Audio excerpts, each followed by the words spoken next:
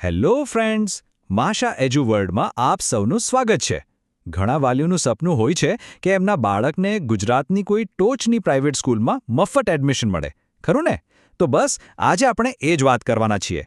ચાલો, શૈક્ષણિક વર્ષ 2026-27 માટે આરટીઈ એડમિશનની પૂરી પ્રક્રિયાને સ્ટેપ બાય સ્ટેપ એકદમ સહેલી ભાષામાં સમજીએ. તો સૌથી પહેલો સવાલ મનમાં એ જ આવે કે શું સાચે જ પ્રાઇવેટ સ્કૂલમાં ફ્રીમાં ભણવા મળે? તો જવાબ છે હા, બિલકુલ મળે છે. અને ગભરાવાની જરૂર નથી. આ પ્રોસેસ એટલી બધી અઘરી પણ નથી. બસ થોડા નિયમો અને કયા કાગળિયા જોઈએ એનું ધ્યાન રાખવાનું છે. આ બધું જ શક્ય બને છે રાઇટ ટુ એજ્યુકેશન એટલે કે આરટીઈ કાયદાને કારણે.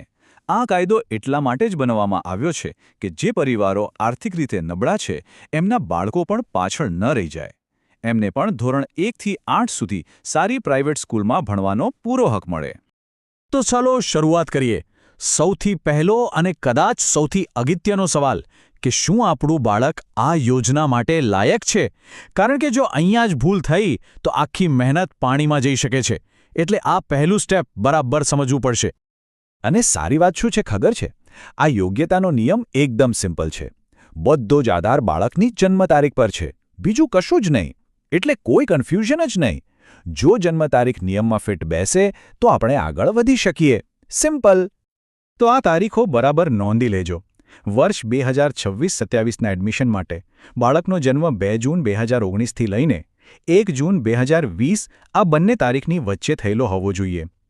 જો બાળકની બર્થ ડેટ આ રેન્જમાં આવતી હોય તો સમજી લો કે પહેલો અને સૌથી મોટો પડાવ આપણે પાર કરી લીધો. ઓકે, તો હવે આગળ વધીએ. હવે વાત આવે છે એડમિશન કેટેગરીની. આને એક પ્રકારની પ્રાયોરિટી સિસ્ટમ સમજો. મતલબ સરકાર અમુક કેટેગરીના બાળકોને પહેલા ચાન્સ આપે છે. એટલે આપણે કઈ કેટેગરીમાં ફોર્મ ભરીએ છીએ એના પર એડમિશન મળવાના ચાન્સ ઘણા વધી જાય છે. એટલે આ સમજવું ખૂબ જ જરૂરી છે.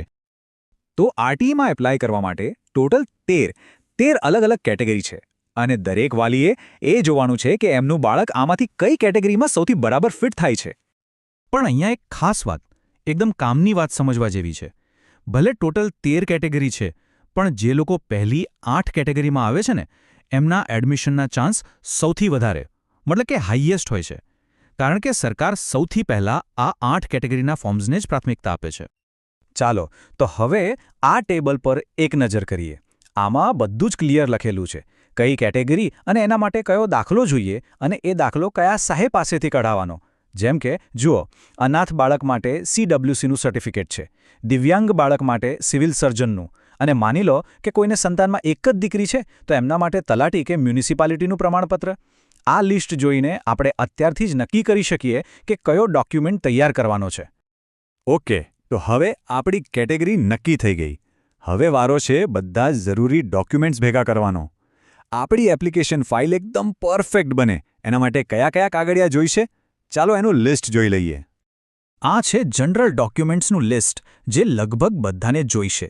બાળકનો ફોટો, એનો જન્મનો દાખલો, બાળક અને માતા પિતા બંનેના આધાર કાર્ડ, વાલીની સહીનો એક નમૂનો, બેંકની પાસબુક અને હા, જો પિતાનું પાન કાર્ડ હોય તો એ પણ.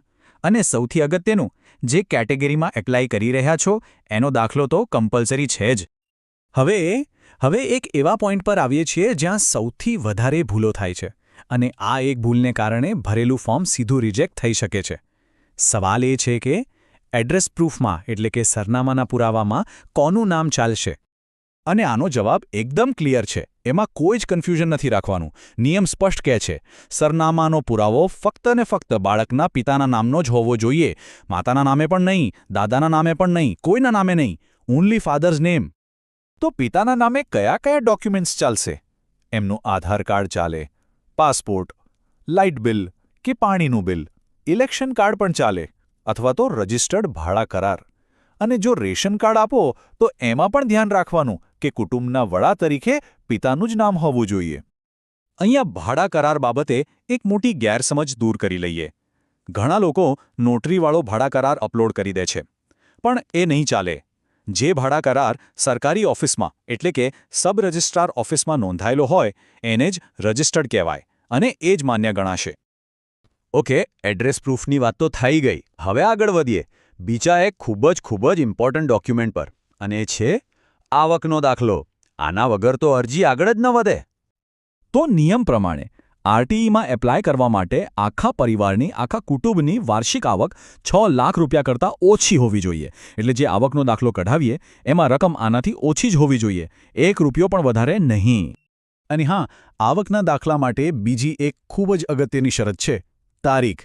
આ દાખલો 1 એપ્રિલ 2023 પછીની તારીખનો જ હોવો જોઈએ. એનાથી જૂનો કોઈ દાખલો હશે તો એ ચાલશે નહીં, એ રિજેક્ટ થઈ જશે. તો ચાલો હવે આપણે લગભગ બધું જ સમજી લીધું છે. હવે છેલ્લે ફટાફટ એ પોઈન્ટ્સ પર નજર કરી લઈએ જ્યાં સામાન્ય રીતે ભૂલો થતી હોય છે. જો આટલું ધ્યાન રાખીશું તો આપણું ફોર્મ રિજેક્ટ થવાના કોઈ ચાન્સ જ નથી. એક આવે છે સેલ્ફ ડિક્લેરેશન ફોર્મ, એટલે કે બાંયધરી પત્રક. આમાં બહુ જ ધ્યાન રાખવાનું છે.